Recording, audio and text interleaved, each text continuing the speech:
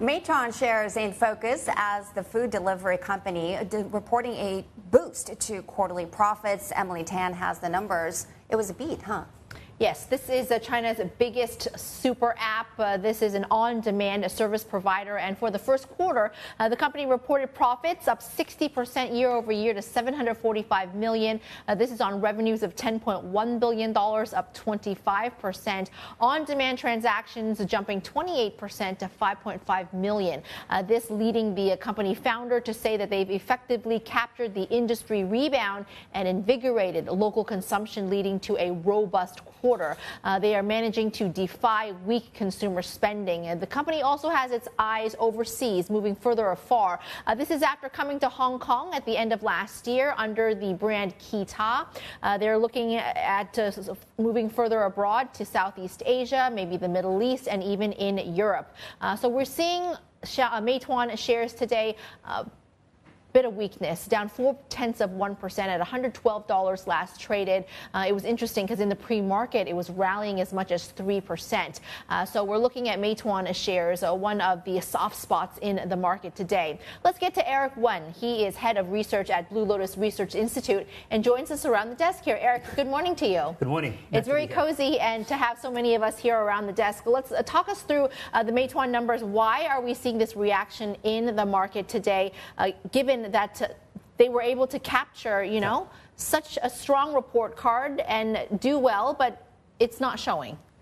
I think the reason that they show weakness this morning is the guidance for the full year was marked down by about 3 percentage points, from 12 to 15 to from 15 to 18 to 12 to 15 for the full year.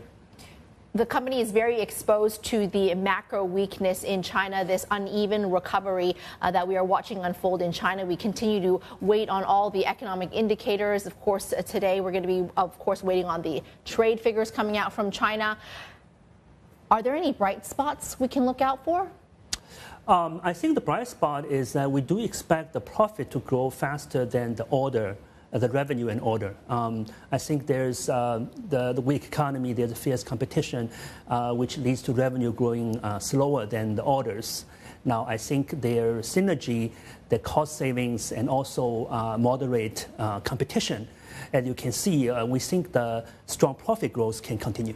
What about this global expansion angle? I know there is some excitement around what it's done in the Hong Kong market, but it will need a lot of capital. So you don't want this to be too speedy, do you?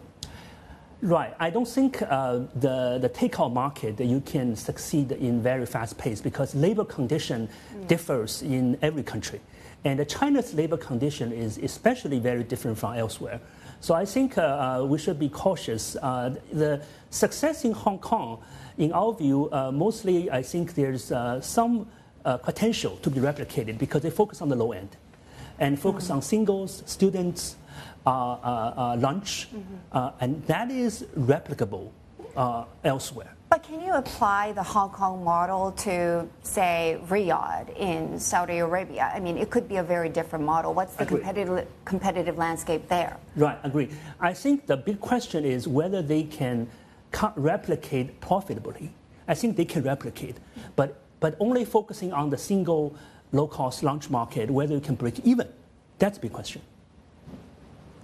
Eric, Sam here in Singapore jumping in with a question. I'm curious to know how this company is actually managing to fend off the competition from the likes of Ele.me and Douyin, and whether you believe that that is sustainable.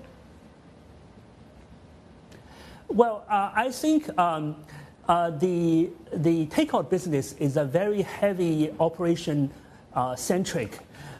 Without enough order volume, you just simply cannot break even.